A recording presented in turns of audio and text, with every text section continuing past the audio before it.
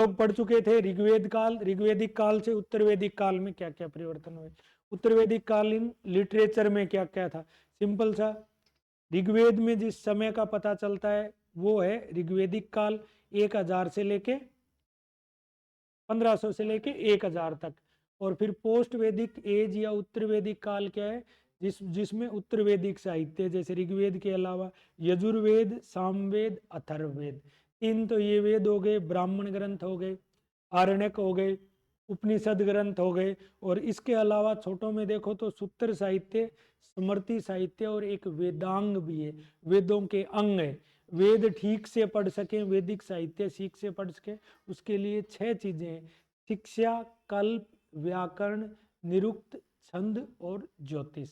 शिक्षा, ठीक सही वैदिक उच्चारण की शिक्षा, ठीक है, और इसको कहते हैं।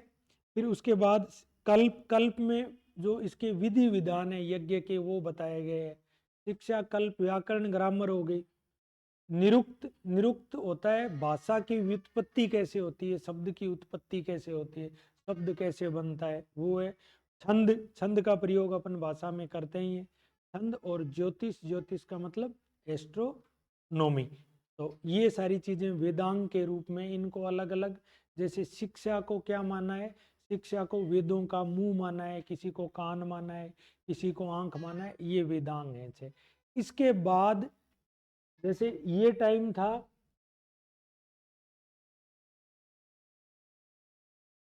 ऋग्वेदिक काल, अपन पढ़ चुके थे। जैसे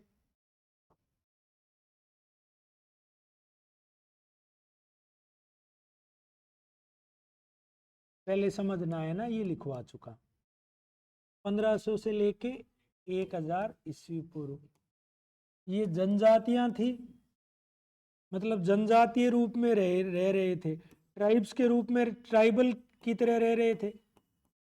तो इनका धर्म, समाज, सारी की सारी चीजें वैसी थी। लोहे का अभी तक इनको पता नहीं था, ठीक है।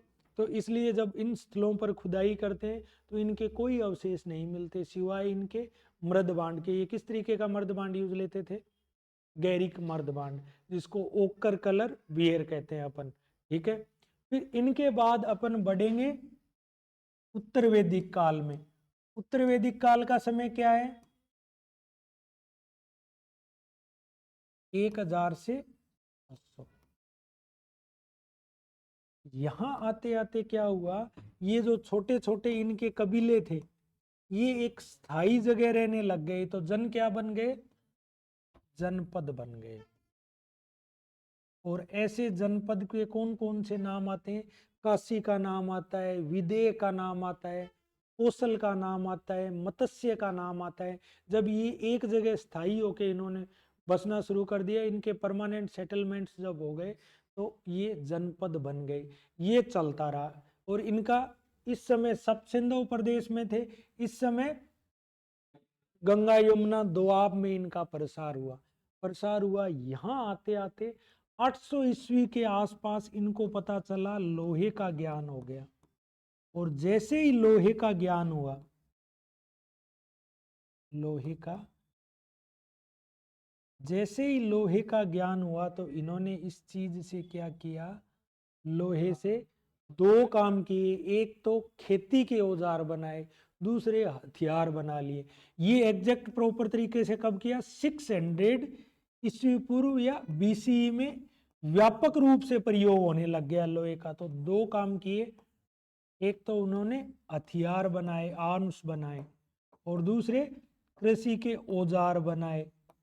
अब हथियारों से तो साम्राज्यवादी होड़ बढ़ गई, जिसके पास युद्ध ज्यादा होने लग गए, ठीक है।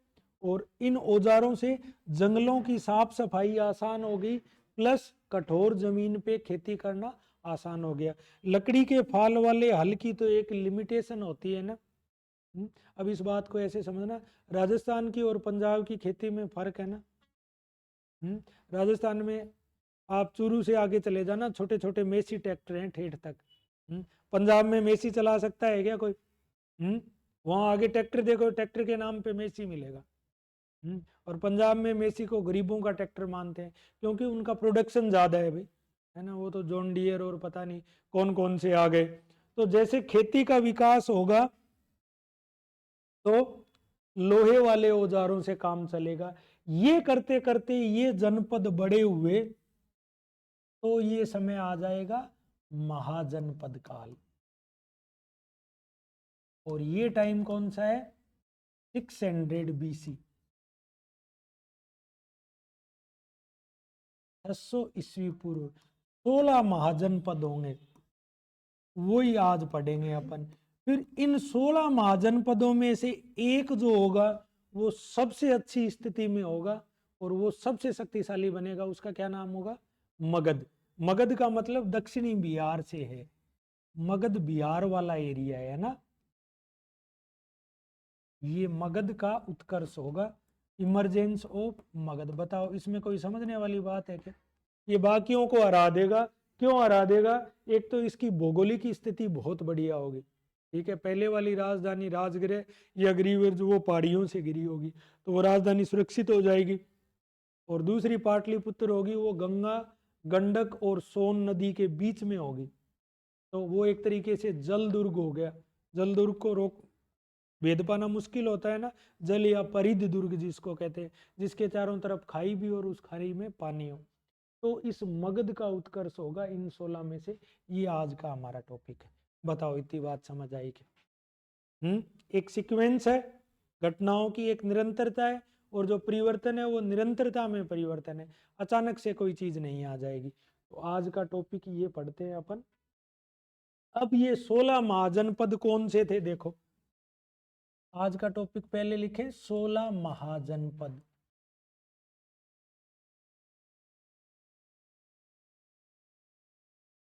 Sixteen mahajanapada and rise of Magadha as an empire. 16 mahajanapada और मगध का एक साम्राज्य के रूप में उत्कर्ष। अब 16 महाजनपद कौन कौन से हैं देखो, पहले नाम लिख लो। इनमें दो तीन तरीके के सवाल आते हैं। एक तो जनपद से महाजनपद कैसे बने, जनपद से महाजनपद बनने के कारण।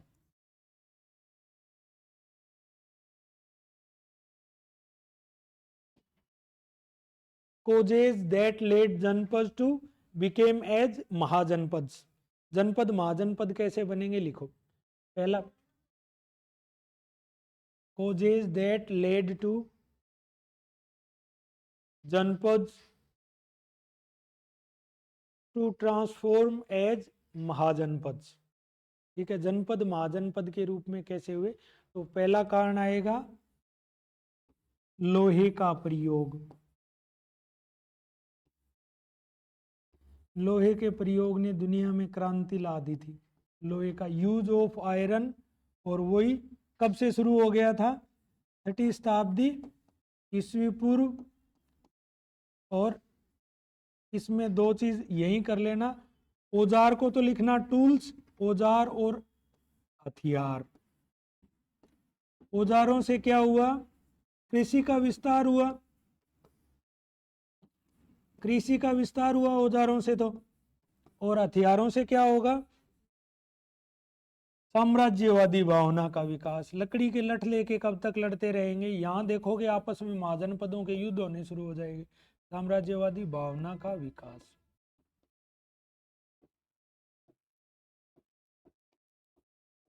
इससे पहले महाजनपद आपस में लड़ नहीं रहे थे, यहां आते ही लड़ना शुरू कर देंगे, एक दूसरे को हरा हरा के विलय करना शुरू कर देंगे। ठीक है, मानव का ये मूल स्वभाव है ना।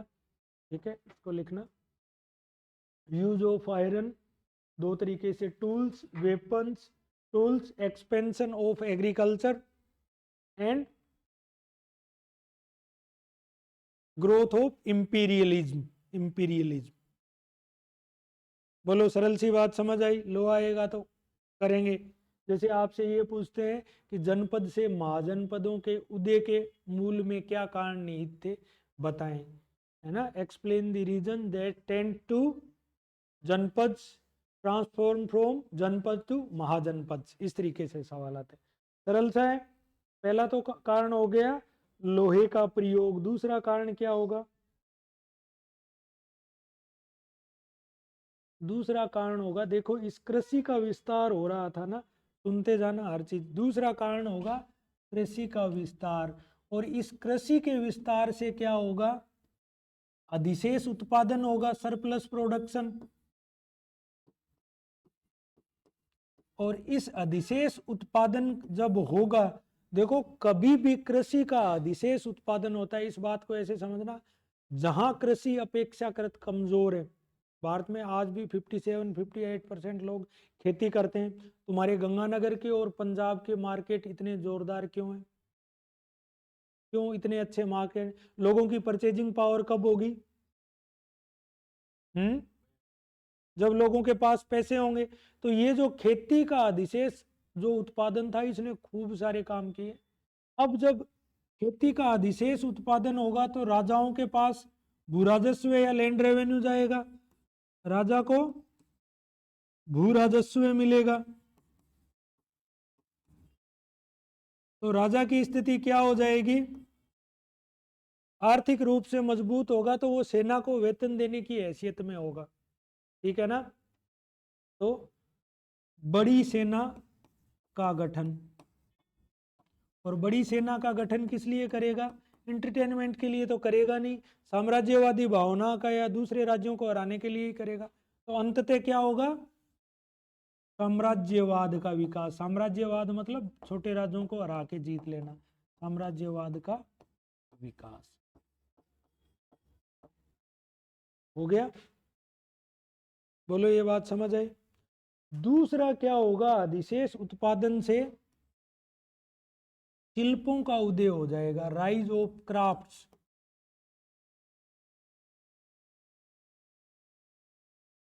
जब किसानों के पास पैसे होंगे तो कुछ वो और चीजें भी, इकोनॉमी हमेशा से ऐसे काम करती है। ठीक है? जैसे बैंकों की ये जो अपनी, जैसे मनी फ्लो कैसे कंट्रोल होता है देश में? आरबीआई करता है, थोड़ी सी 0.25% रेपो रेट बढ़ाता है, उद्योग जगत रोना शुरू कर देता है। थोड़ी सी कम कर देता है, मार्केट में मनी का फ्लो बढ़ जाता है। लोगों के पास पैसे होंगे तो वो इस स्थिति में होंगे कि वो नई नई चीजें खरीद सकें। तो जैसे चमड़े का सामान बनाने वाले कुम्हार हो गए, लोहार हो गए, सुनारों को काम मिलेगा। तो इससे क्या होगा? शिल्पों का उदय होगा। और ये सारी चीजें मिलके क्या करेगी? अधिशेष उत्पादन हमेशा नगरीकरण हो जाएगा। जहां जिस एरिया में ज्यादा पैसे होंगे उस एरिया में अर्बनाइजेशन हो जाएगा, झट से नगरीकरण हो जाएगा। ठीक है? तो तीसरा क्या कारण हुआ? इससे नगरीकरण हुआ, भारत का अर्बनाइजेशन हुआ। भारत के पहली बार सिंधु घाटी सभ्यता के बाद अर्बनाइजेशन, सिंधु घाटी सभ्यता के बाद दूसरा नगरीकरण इसी समय हुआ था, क्योंकि इस समय खूब सारे नए नए शिल्पों का, खेती का उत्पादन बढ़ रहा था। आज ही ये काम कर लो, एमएसपी को जितना है ना उससे 3 गुना कर दो, शाम तक ये सारे मार्केट किसानों से ही भरे मिलेंगे आपको। ठीक है? तो नगरीकरण, नगर में हमेशा कौन रहते हैं? हमेशा शिल्पी और व्यापारी रहते हैं। उनका आधार कौन होता है? ग्रामीण कृषक समुदाय। ठीक है? जैसे ही कृषक समुदाय का उत्पादन बढ़ा तो शहरों का, शहर बड़े होने लगे, नगरीकरण। तो इस समय आपको जैसे अपना काशी है, वाराणसी जिसको बोलते हैं, वाराणसी उस समय का नगर है। पाटलिपुत्र उस समय का है। वैशाली उस समय का नगर है। पाटलिपुत्र आज का पटना, बिहार की राजधानी। तो ये सारा नगरीकरण हुआ, शिल्पों का उदय हुआ, और इससे क्या है? बड़े बड़े महाजनपद, जनपद थे उनकी जनसंख्या बढ़ी, और जनपद इन कारणों से क्या बन गए? महाजनपद बन गए। सिंपल सी बात है, बहुत सरल सी, ये कारण हो गए। अब बात करते हैं वो 16 महाजनपद थे कौन से? तो 16 महाजनपद के नाम, 16 महाजनपद कौन से थे?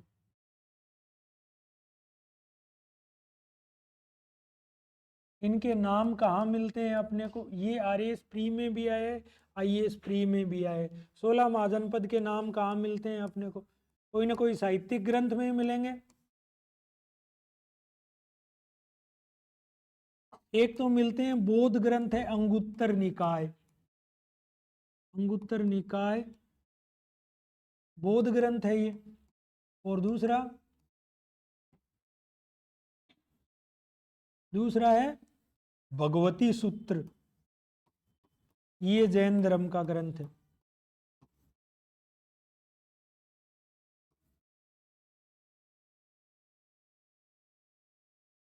जैसे जनपद से महाजनपद बन रहे थे, उसी समय बौद्ध और जैन धर्म का आविर्भाव भी हो रहा था नवीन धर्मों के रूप में। ठीक है ना। अब 16 महाजनपद हैं, देखो नाम। फर्स्ट है, मेरा जो सीक्वेंस है मैं तो अंग, मगध, काशी, अंग, मगध, काशी, कौशल,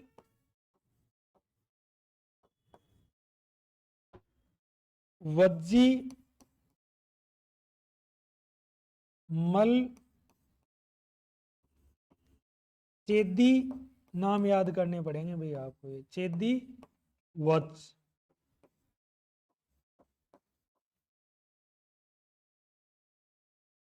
कुरु, पांचाल, मत्स्य, सूरसेन,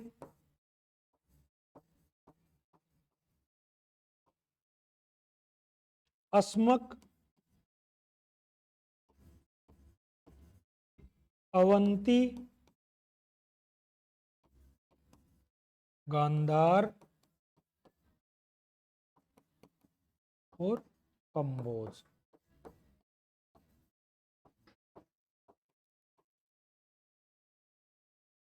अंग, मगध, काशी, कौशल, वज्जी, मल, चेदी, वत्स, कुरु, पांचाल, मत्स्य, सूरसेन, अस्मक, अवंती, गांधार, कंबोज। लिखो। ये हो गए अपने 16 महाजनपद। अब इनकी कई बार आपसे राजधानियां पूछ लेते हैं।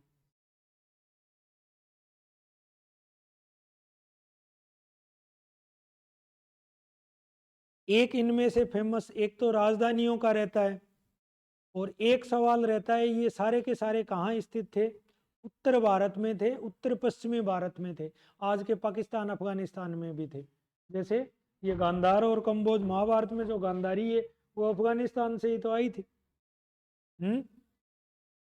ठीक है। एक अस्मक दक्षिण भारत में है, विंध्याचल पर्वत के दक्षिण में गोदावरी नदी के किनारे।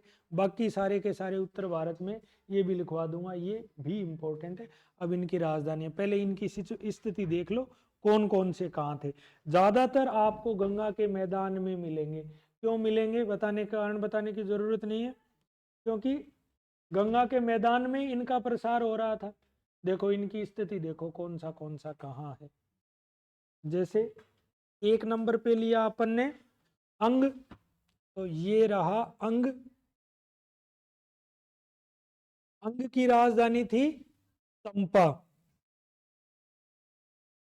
अंग की राजधानी थी चंपा।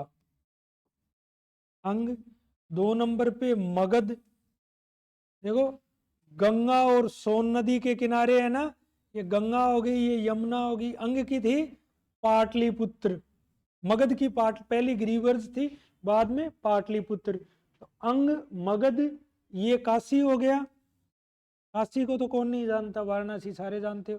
जिसकी राज, कौशल जहां राम मंदिर बन रहा है, ये यूपी में। अंग था बिहार में। ठीक है। अंग, मगध, काशी, कौशल, वज्जी आ गया वैशाली वाला, ये रहा अपना वज्जी। ये वज्जी वज्जी, ये रहा वज्जी। ठीक है, ये भी बिहार में, वैशाली जिसकी राजधानी थी। अंग, अंग, मगध, काशी, कौशल, वज्जी, मल, ये रहा। और चेदी था अपना बुंदेलखंड एरिया में।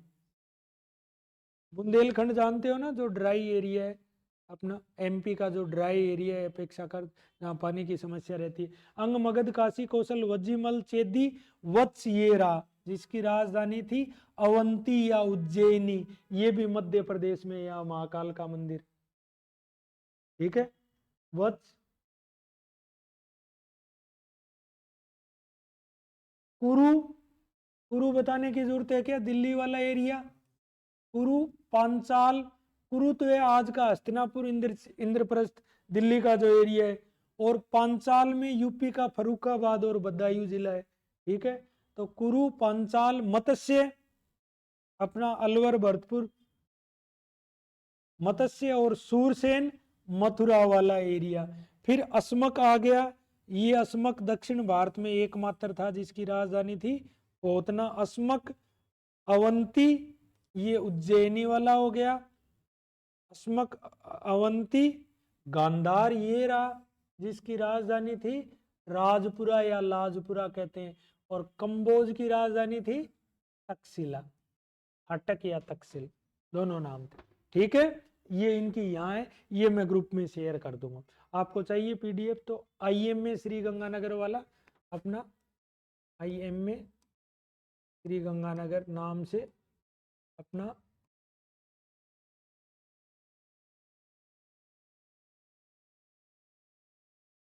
Telegram channel IMA Shri Ganganagar से है ना। ठीक है, उस पर डलवा दूंगा मैं। अब देखो इनकी राजधानियां लिखनी शुरू करो।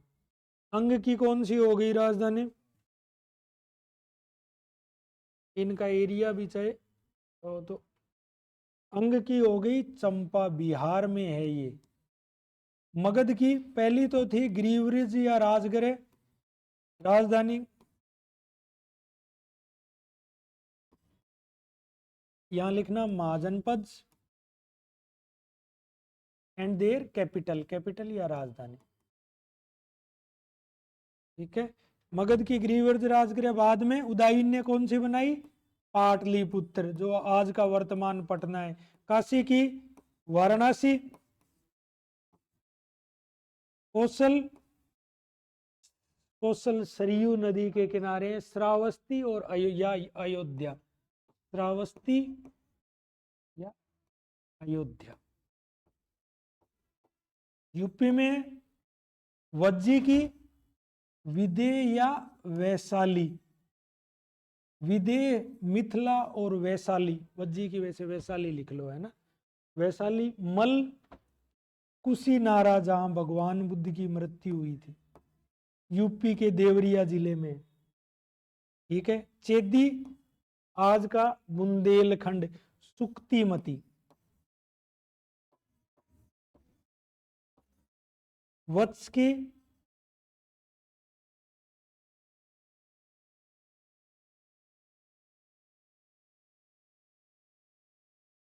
वत्स की आएगी ये, एक सेकंड, वत्स की उज्जैनी, उज्जैनी। अवंती की है उज्जैनी, वत्स की आएगी, मैं देख लेता हूँ है ना एक बार, मेरे मिसप्लेस हो रहा है माइंड से। कुरु की हस्तिनापुर, पांचाल, छत्रपुर और काम्पिल्य, यहाँ लिखना है ना। पांचाल की दो राजधानियां थी, उत्तर की तो छत्रपुर थी और दक्षिण की काम्पिल्य।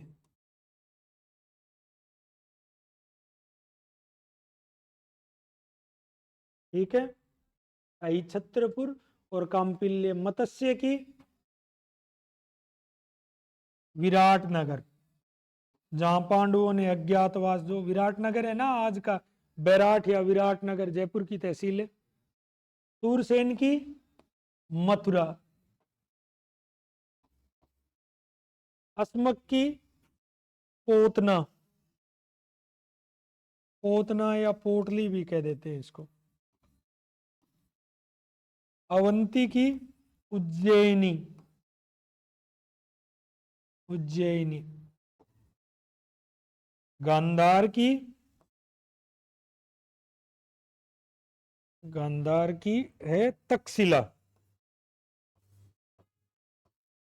कंबोज की है राजपुरा, और वत्स की है कौशाम्बी।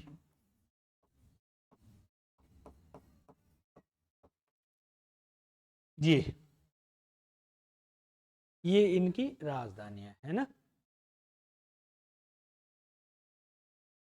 इसमें सवाल बनता है पूछने वाले, एक तो इनकी राजधानियां पूछ लेते हैं, एक कौशल की श्रावस्ती और अयोध्या, दो जगह श्रावस्ती और अयोध्या, क्योंकि जो शासक होता था अपने हिसाब से कई बार चेंज भी कर लेते थे। अवंती की उज्जैनी और महिष्मती दोनों थी। उज्जैनी ज्यादा फेमस थी, लास्ट तक उज्जैनी रही, साथ में महिष्मती को भी, दक्षिण की महिष्मती भी लिख सकते हो।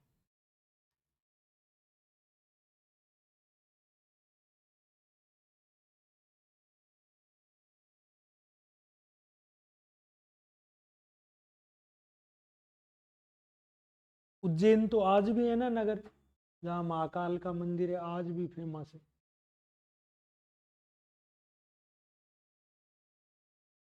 आया इतना समझ? ठीक है, इनमें से दक्षिण भारत में एकमात्र महाजनपद कौन सा था? अस्मक लिख लो। तो दक्षिण भारत का एकमात्र महाजनपद, महाजनपदों के राइज के कारण समझ आ गए, महाजनपदों का उदय कैसे हुआ ये समझ आ गया। अब चाहे सब इंस्पेक्टर दे लेना, चाहे आरएएस दे लेना, चाहे आईएएस दे लेना, हिस्ट्री तो यही रहनी है ना। वो थोड़ा सा कॉन्सेप्चुअल पूछ लेंगे, ये फैक्ट्स पूछ लेगी, बात तो एक, ठीक है ना।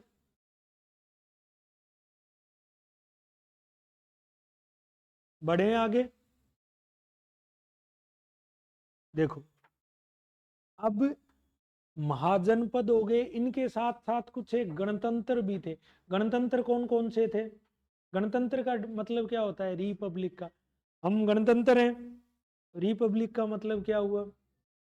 हम्म जहां का राज्य प्रमुख जनता द्वारा चुना जाता हो। तो अब जैसे प्रेसिडेंट है अपना, डेमोक्रेसी में राज्य का प्रमुख तो प्रेसिडेंट या राष्ट्रपति हुए, तो राष्ट्रपति का चुनाव होता है ना। चाहे चुनते लोकसभा के और राज्य विधानसभाओं के हो। अब राज्य विधानसभाओं वाले सदस्यों को तो अपन चुन रहे हैं, एक तरीके से जनता से निर्वाचित हो गया, इसलिए हम गणतंत्र हैं। तो कुछ एक गणतंत्र भी थे। गणतंत्र कौन कौन से थे इनके समय में? एक तो वैशाली के लिच्छवी थे, केशुपुत के कालाम थे। इस तरीके से कुछ गणतंत्र राज्य भी थे, जहां शासन तो क्षत्रिय कर रहे थे, लेकिन उनके प्रमुख चुने जाते थे। और 16 ये महाजनपद थे, पिपलीवन के मौर्य, केशुपुल के कलाम, अलकप के बुली। ये जो गणतंत्र राज्य थे, शासन क्षत्रिय कर रहे थे, लेकिन उनके जो राजा थे वो जनता द्वारा चुने जा रहे थे। ठीक है, अब इनमें शक्तिशाली कौन कौन थे? 16 महाजनपदों में शक्तिशाली महाजनपद कौन थे?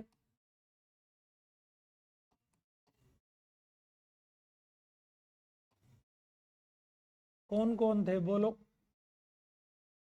हम्म मगध, अवंती,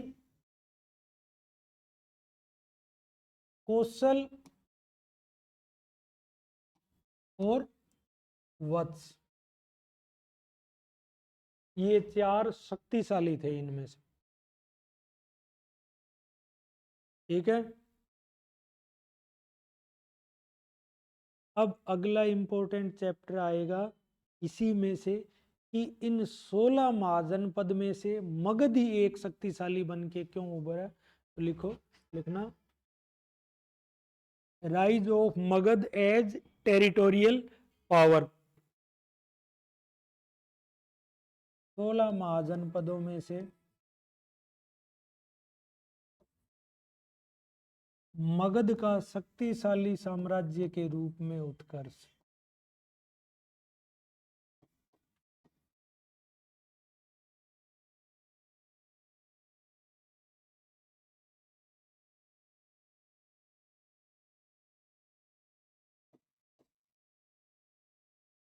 ये मगध सबसे शक्तिशाली बन के कैसे, मगध सबसे शक्तिशाली कैसे बन गया, क्या कारण होंगे? देखो मगध कहाँ है? गुड, ये रहा मगध। ये मगध ये एक तरीके से दक्षिणी बिहार वाला एरिया हो गया, दक्षिणी बिहार को मगध बोलते हैं। ठीक है, तो इसकी दो राजधानी थी, पहली तो ये रही ग्रीवरज, और दूसरी ये पाटलिपुत्र, जो आज का अपना पटना है। तो इन 16 में से अब आएगा मगध कैसे शक्तिशाली हो गया। तो कैसे शक्तिशाली होगा मगध, सारी चीजें हैं, बस इनको एक सुंदर तरीके से अपने को लिखना है। कौन बोल रहा था? आप? ठीक है, बढ़िया। एक तो नेचुरल तरीके से उसको नेचुरली लीड मिल गई उसको, समझते हो। और युद्ध के समय में ना व्यक्ति कहाँ, उसकी पोजीशन कहाँ है, ये बहुत मायने रखती है। रखती है क्या? इतने पुराने राजस्थान के पहाड़ी किले कहाँ बने? हम्म, कहाँ बने हुए हैं किले? लगभग पहाड़ियों पे बने हुए हैं। राजस्थान के सबसे सुरक्षित किलों में से एक रणथंबोर जो है वो पहाड़ी के बीच में भी है और जंगल के बीच में भी है। तो वहां तक पहले तो जंगल को उसको क्रॉस करना बहुत मुश्किल होता है। तो जिसको प्राकृतिक रूप से सुरक्षा मिल जाए वो तो अपने आप ही सुरक्षित हो गया। तो लिखना शक्तिशाली के उदय के रूप में कारण क्या थे? कारण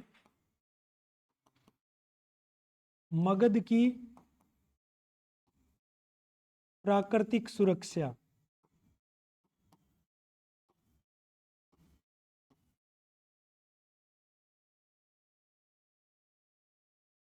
नेचुरल प्रोटेक्शन ऑफ मगध क्या थी? प्रथम राजधानी जो राजगृह थी, राजगृह या गिरिव्रज, वो किससे घिरी हुई थी? पहाड़ियों से घिरी हुई थी।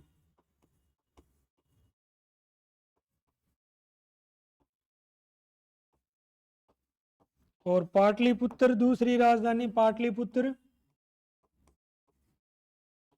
गंगा सोन और गंडक के बीच में। गंगा, ये सहायक नदियां हैं भी, सोन यमुना की, गंगा सोन और गंडक के किनारे।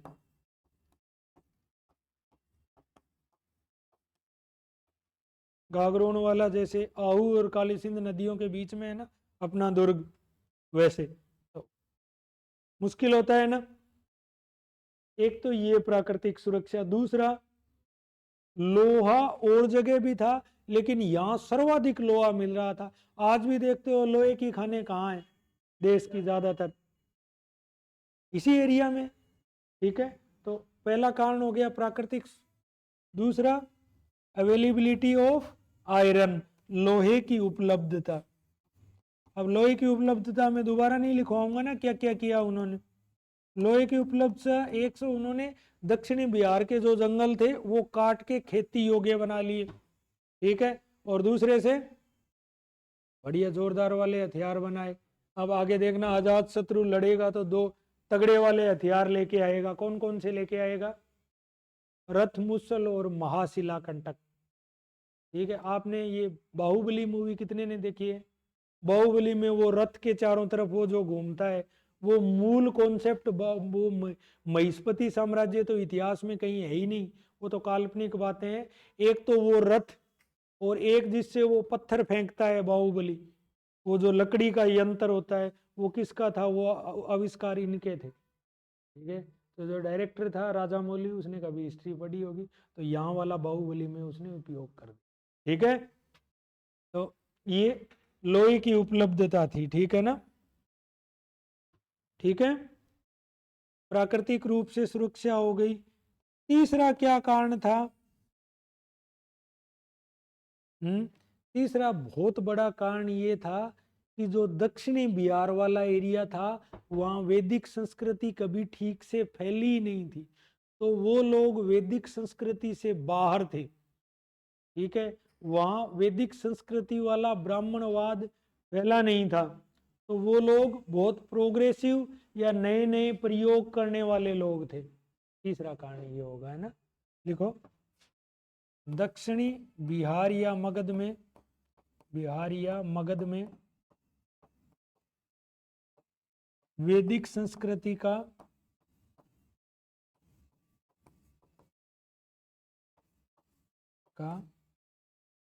प्रसार नहीं हुआ था।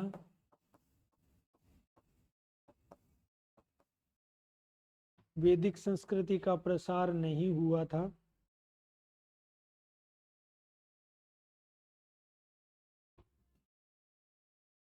वे लोग भौतिक जीवन के प्रति उत्साही लोग थे। क्या मतलब हुआ इसका? क्या मतलब हुआ बताओ? भौतिक जीवन के प्रति उत्साही थे। देखो वैदिक कल्चर अब आत्मा ब्रह्म में उलझी हुई थी, ये आत्मा ब्रह्म में नहीं उलझे हुए थे। ये चाहते थे जो हमारा वर्तमान जीवन है, भौतिक जीवन है, हमारे पास धन संपत्ति हो, अच्छे से खेती करें, उन चीजों में लगे हुए हैं। तो इन्होंने युद्धों में बड़ी अपनी भूमिका, तो जहाँ की जैसी जनता वैसे ही शासक। ठीक है, तीसरा कारण ये हो गया। अब देखो मगध पर तीन, क्या लिखा है इसका इंग्लिश में? The element of Vedic culture was, the element of Vedic culture was not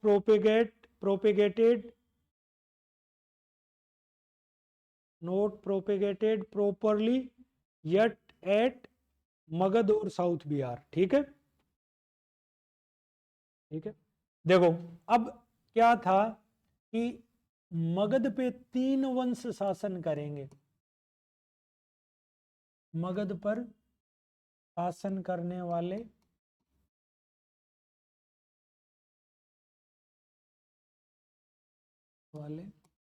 राजवंश, कौन कौन से राजवंश शासन करेंगे मगध पर?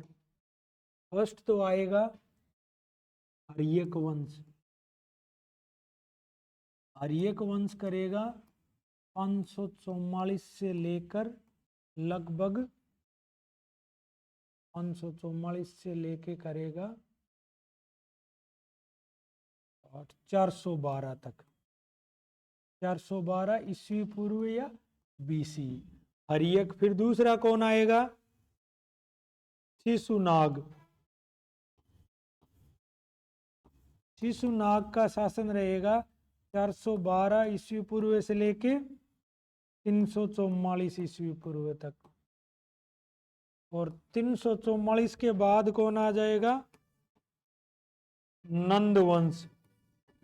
नंद वंश का शासन रहेगा 344 से लेकर 323 ईस्वी पूर्व तक। और इसके बाद में नंद वंश को सत्ता से हटा के कौन आ जाएगा?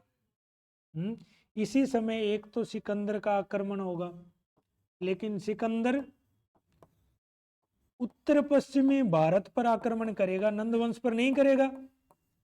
सिकंदर का उत्तर पश्चिमी भारत का आक्रमण, और दूसरा चंद्रगुप्त के नेतृत्व में मौर्य साम्राज्य का उत्कर्ष। चंद्रगुप्त प्रथम के द्वारा मौर्य साम्राज्य का उत्कर्ष।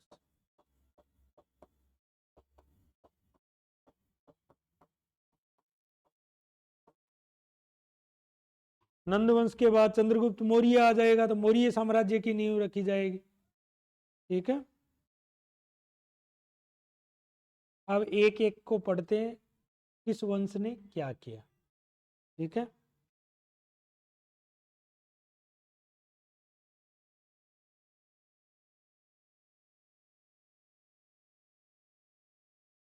करें शुरू। देखो हरियक वंश की बात करते हैं, हेडिंग डालो हरियक वंश। मगध पे हरियक वंश।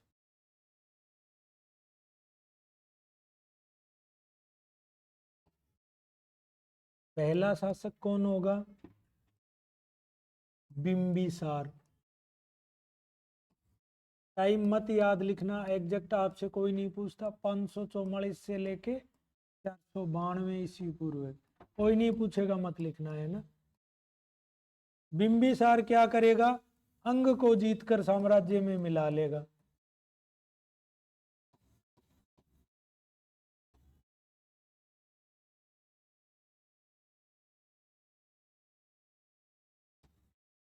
इस अंग की जीत के साथ मगध का वो दौर शुरू होगा आगे चलकर, जब तक अशोक अहिंसा की नीति नहीं अपनाएगा, मगध आसपास वालों की रेल बनाए रखेगा। ठीक है, आसपास वालों को एक एक को जीत जीत के हराएंगे, इतने घोर साम्राज्यवादी व्यक्ति थे। ठीक है ना, तो मगध को भारत का प्रथम साम्राज्य कहा जाता है। ये अंग इसके पास में था, अंग को जीत के अपने अंदर विलय कर लिया। ठीक है, और क्या काम किया था इसने? और इसकी जो इसके समय में है ना, इसने एक तो इसका राजवेद था, इसका राजवेद क्या नाम था उसका, जीवक। जीवक को किसके पास भेजा था, अवंती का राजा था चंड प्रदोत, बहुत फेमस राजा था। अवंती के राजा चंड प्रदोत के उपचार हेतु भेजा, ये फेमस राजा था, है ना।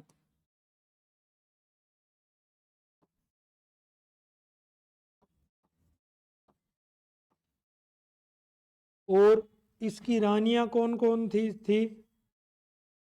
एक तो वज्जी की थी, वैशाली, वज्जी की लिच्छवी राजकुमारी रानियां थी इसकी, वज्जी की राजकुमारी चेलन्ना, चेलन्ना।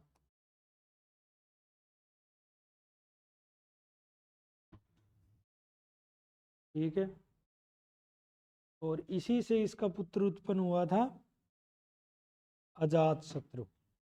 अजात शत्रु का जन्म इसी से हुआ था। एक तो वज्जी, वज्जी की राजधानी थी वैशाली, वैशाली की थी चेलन्ना, और दूसरी थी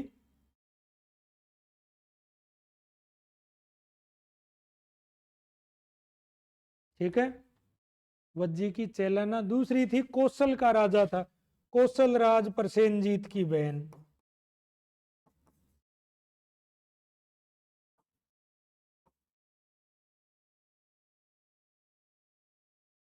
ठीक है, ये अवंती वाला इसलिए लिखा है, ये चंड प्रदोत फेमस शासक था, बाय द वे कभी प्रीलिम्स में पूछ ले, है ना। अब इसके बाद कौन आएगा, इसका बेटा, इसके बाद इसका बेटा आएगा अजात शत्रु। और अजात शत्रु कैसा व्यक्ति था,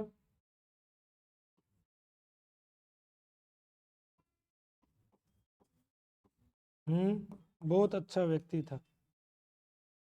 अक्षय कुमार की एक वो मूवी है जिसमें वो टकली करवा के ऐसे करता रहता है दिन भर, कौन सी है वो, बाला वाली, हम्म कौन सी मूवी है।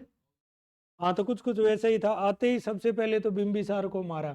ठीक है, तो इसने क्या किया, अपने पिता की हत्या कर साम्राज्य के, अपने पिता की हत्या की सबसे पहले तो, कर सिंहासन पर बैठा।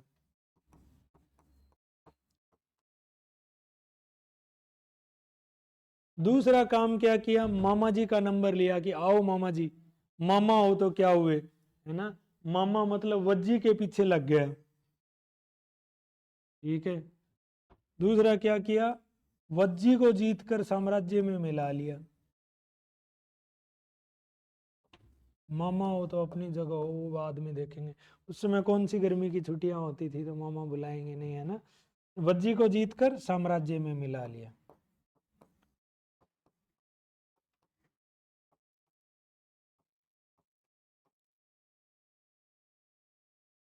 देखो, इसी पे है ना, आगे गुप्त काल में विशाख दत्त एक नाटक लिखेगा जिसका नाम होगा मुद्रा राक्षस। ठीक है, वो इसी घटनाक्रम पर होगा, इसका मंत्री होगा अजात शत्रु का वस्कार। वस्कार खूब सारी प्लानिंग करेगा कि वज्जी में जो लिच्छवी थे वो गणराज्य था, उसमें छोटे छोटे खूब सारे राजा थे, उन राजाओं के संग में कैसी फूट डाली जाए। और वैशाली के खिलाफ ही उसने पहली बार कौन सा यंत्र काम में लिए, एक तो रथमुसल और एक महाशिलाकंटक, है ना। इसी के खिलाफ युद्ध में कौन कौन से हथियार काम में लिए, रथमुसल और दूसरा महाशिलाकंटक।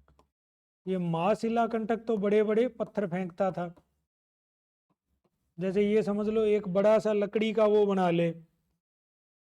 ठीक है, हाँ, बूमरैंग, कौन बोला, बूमरैंग ऐसा ही होता है ना, मुझे नहीं पता, ऐसा था।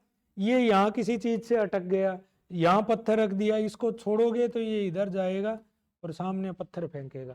ठीक है, और रथ मूसल मतलब रथ के दोनों पहियों के बड़े बड़े धारदार तलवारें जैसे चलती हैं, तो कोई खूब सारे, जैसा उसमें बाहुबली में दिखाया गया है वैसा रथ मूसल और महाशिला कंटक यहाँ से लिए गए हैं वो आइडिया डायरेक्टर को यहाँ से आया था। ठीक है, ये काम किया। मामा को जब हरा दिया फिर नंबर लिया कौशल का, कौशल को भी हराकर साम्राज्य में मिला लिया, क्योंकि कौशल की उसकी मौसी थी तो वो मामा नाराज नहीं हो जाए, तो कौशल को भी जीतकर साम्राज्य में मिला लिया है ना, कौशल को जीतकर साम्राज्य में। ठीक है,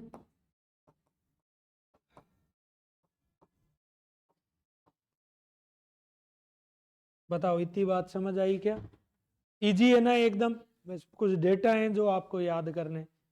ठीक है, फिर इसके बाद इसका बेटा आएगा, उसका क्या नाम होगा? उदाइन। अब ऐसे आदमी के तो ऐसे ही बेटे पैदा होंगे, तो उदाइन इसका कर देगा काम। उदाइन राजा बनते ही पहला काम क्या करेगा? अजात शत्रु को ऊपर पहुंचाएगा, है ना। उदाइन का टाइम था, अजात शत्रु का तो लिख लेना 492 से 461 ईस्वी पूर्व, 492 से 461, और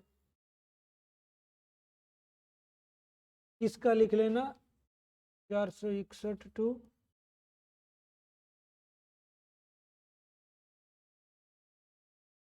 लगभग 446 है ना, 16 वर्ष रात ईस्वी पूर्व। ठीक है, उदाइन क्या करेगा? अजात शत्रु की हत्या करेगा। एक तो तेरे को बहुत टाइम हो गया, शासक बन जाएगा। दूसरा क्या करेगा? उदाइन अपनी राजधानी को क्या करेगा?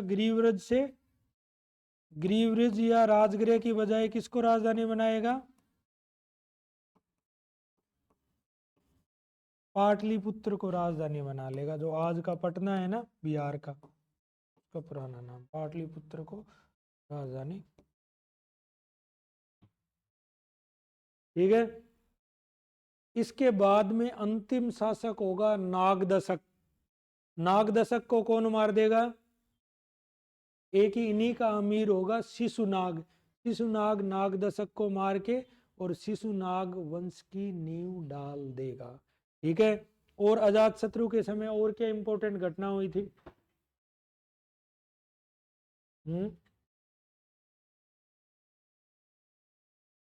अजात शत्रु के समय में प्रथम बौद्ध संगीति हुई थी। 4 बौद्ध धर्म की संगीतियां होगी, जिसमें प्रथम किसकी समय में हुई थी? अजात शत्रु के समय में, है ना। आगे बौद्ध धर्म पढ़ाएंगे तब भी बताऊंगा। प्रथम बौद्ध संगीति राजगृह में, है ना, प्रथम बौद्ध संगीति।